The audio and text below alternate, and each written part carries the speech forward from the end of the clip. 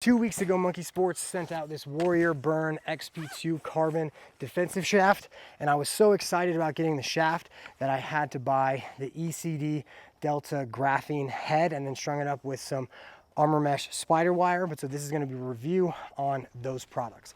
What's going on, everybody? I'm Patrick Chapla, the author of the Player and Parent's Guide to Lacrosse. I make educational lacrosse content for players, parents, and coaches, and this is the ultimate defensive weapon. I've been handing it off to players. Like any of the guys that come into our men's league are welcome to pick this up if I'm playing shorty within the game. But so right when they pick it up, they always say the same couple things. The first thing is, this is incredibly light.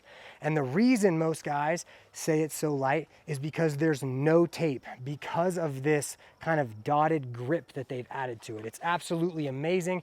It is so light. I usually like playing with cut down deep holes, but I'm not playing with a cut down deep hole because of how light this is. Now, in terms of the strength, I've had no problems throwing nice big checks, things of that nature. I'm not a big check thrower anyway, but so it's definitely maintained and done well. Obviously not to break super quickly or with some big checks thrown.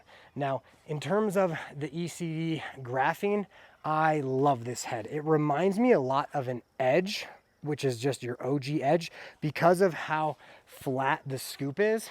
So coming from the original Gate D, it's got a bit more of a rounded scoop up front, and that's one of the biggest things is as I'm going for ground balls, I definitely want to make sure that as I come through them sideways to potentially get away from a check, I want to make sure I can get through it and away, and having that bit of curved scoop up top really helps with that.